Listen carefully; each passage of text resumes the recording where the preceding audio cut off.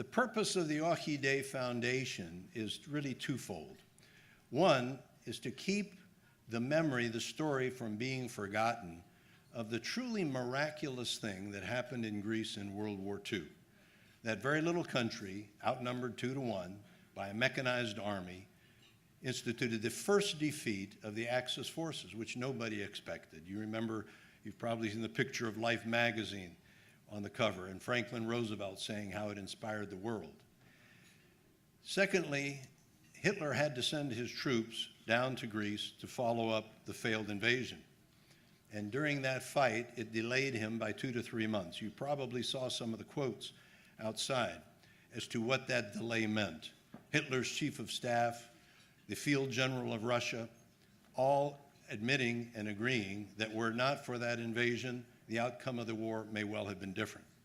I was unaware, but Russia in the previous 12 months had invaded Finland and had casualties of over 1/3 of a million troops. They lost thousands of tanks and hundreds of planes.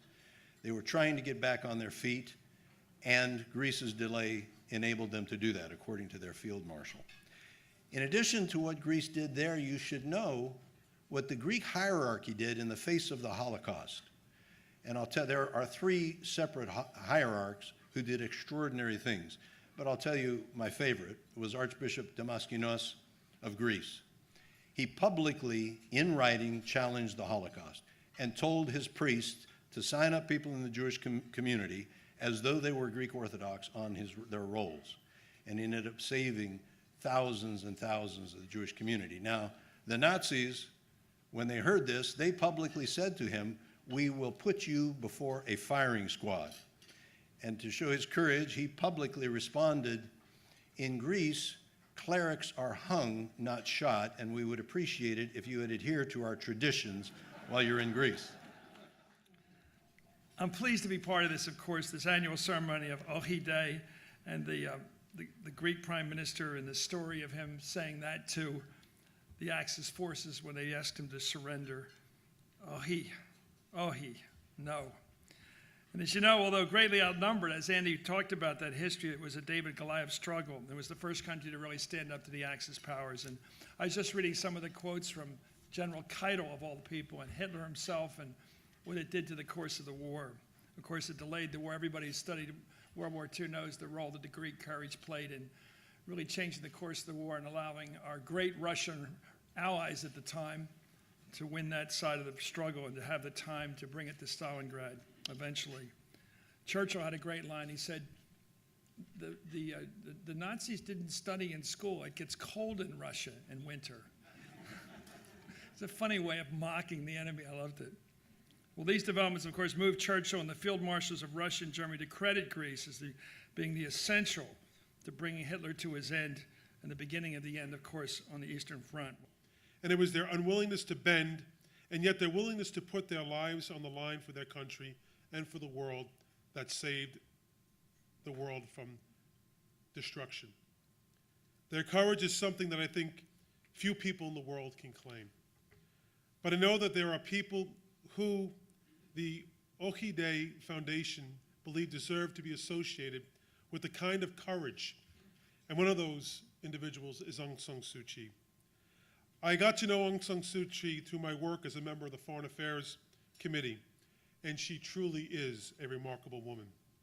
I was so moved by her commitment to country, to freedom, and to human rights that I spearheaded the effort in the House of Representatives to award her the Congressional Gold Medal. The legislation was enacted with overwhelming bipartisan support in the House and the Senate. I look forward to the day when my colleagues and I can present Aung San Suu Kyi with the award in person and under the dome of the Capitol.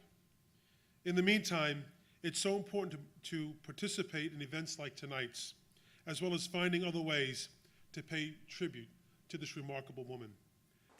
The Oxi Day Battle of Crete Award must be by the most exotic sounding award I've ever had the honor to receive. I would like to thank all of you, and especially Nancy Pelosi, for nominating me for this award. To say no is difficult because it means that you are in opposition to some individuals or some forces. And human nature, I believe in any case, wants to live in harmony with one's surroundings, with one's environment. And by saying no, you, in a way, upset this harmony. But for the longer term good, sometimes we have to make the decision to say no.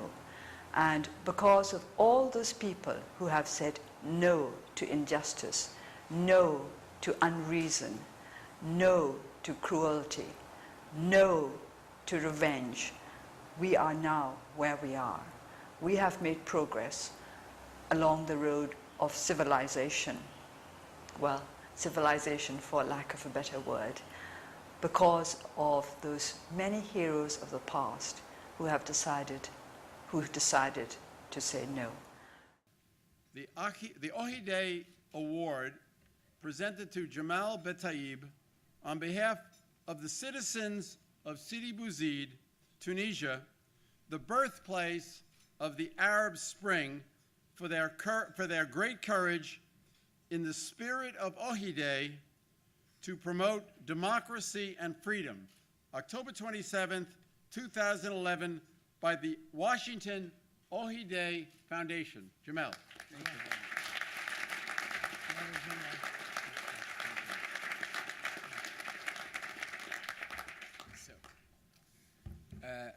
Ladies and gentlemen, first, let me greet the courage of Greece people when it said no to the Axis forces, as well as the courage of Tunisian people when it said no to the French occupation and then to Ben Ali and its dictator regime.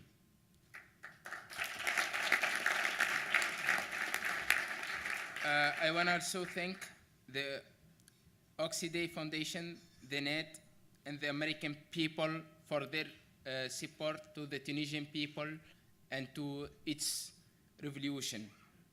This award is really a big honor, not only for me, but also for the Tunisian people and especially the people of Sidi Bouzid. Now, the Greek resistance during World War II earned the admiration and awe of the international community as Greek men and women put aside their differences, overcame their fears, their human weaknesses and limitations, and fought against a military machine of tremendous dimensions at the time. Now, our honorees this morning, the Honorable Bob Dole, Mr.